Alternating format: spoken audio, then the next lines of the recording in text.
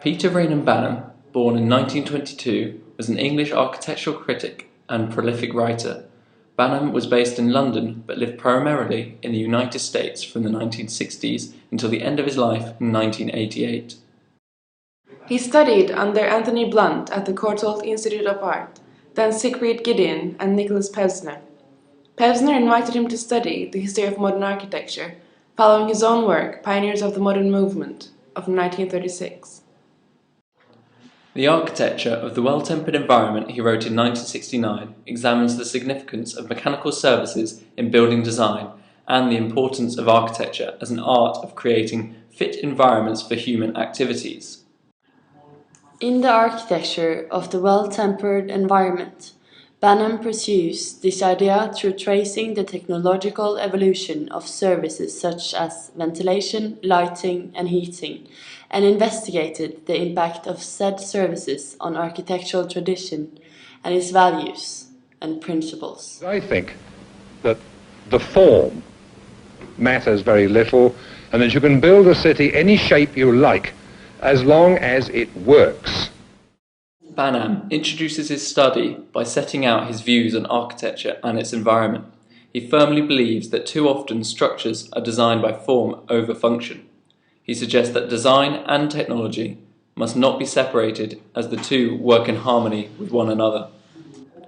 He goes on to discuss how people orientate themselves to meet their own environmental needs, expressing that technological potential continuously runs ahead of architectural performance.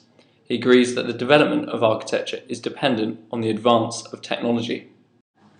Banham quotes Aristotle's phrase, to come together in cities in order to lead the good life.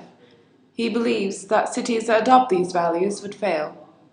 This is because the increase in population would in turn create places of pollution and congestion. He suggests that architecture should be used as a tool to reduce and prevent pollution. By the fourth chapter, he begins to explain how electric signs changed architecture, through the introduction of the filament bulb and electric heating. With gas-powered systems gone, buildings were less constrained and the air had less need for ventilation as electric systems burned cleaner. Banham talks in detail about the Royal Victoria Hospital in Belfast, built in 1903 by Herman and Cooper. He finds it successful due to its exemplary inclusion of environmental systems into plan and section. The building utilizes a huge ventilation duct powered by steam engines running off waste steam from the laundry boilers. However, this example fails to meet Banham's standards due to its outdated English Renaissance styling and decorations. Another example the author draws from is the Larkin building, built in 1906 by Frank Lloyd Wright. The building is shown as a primary model due to its modernist aesthetic and the way the relationship of interior spaces and external volumes were resolved through the use of its environmental management. In the sixth chapter, Banham highlights Frank Lloyd Wright's domestic design as an ideal model of the well-tempered home. By articulating the house into more separate zones of environmental quality, the ventilation was improved. Banham suggests that the modern movement civilized technology and used it as a contributor in the design process. He relates this to Mies van der Rohe's Lafayette Park apartments, where the ventilation systems are a hidden detail in the architecture and design. In the chapter titled Towards Full Control, Banham illustrates well the dual task of the book. Banham traces the development of air conditioning from its initial industrial stages powered by W.H. Carrier as the man-made weather device to the application of the domestic appliance. Finally, Banham expresses the importance of glass for protection and visibility, showing how early Victorian glass was so cheap due to its basic formation, and how modern glass, with all its variation in technology, remains too expensive for most buyers. Banham ends the book boldly with the statement, "This book must no longer be filed under technology." Banham makes the claim that much of the profession's contemporary discussions tend to revolve around exterior aesthetics and form-making, instead of enhancing the habitability of buildings.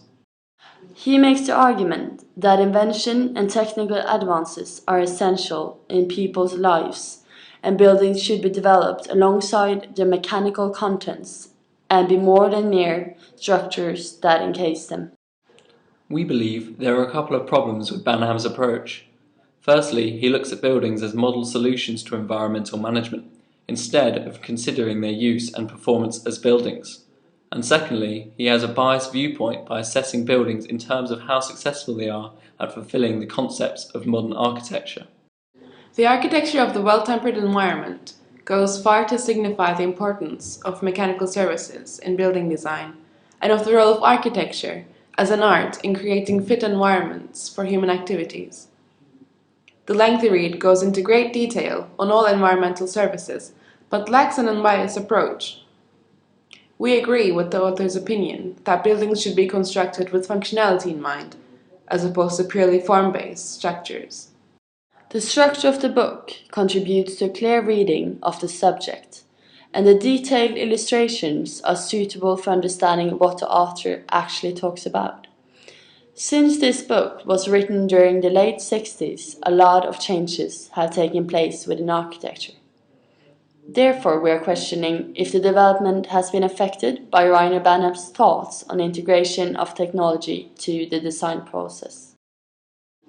Does technology play a greater part in the development of architecture now than it did during the start of the modernist movement?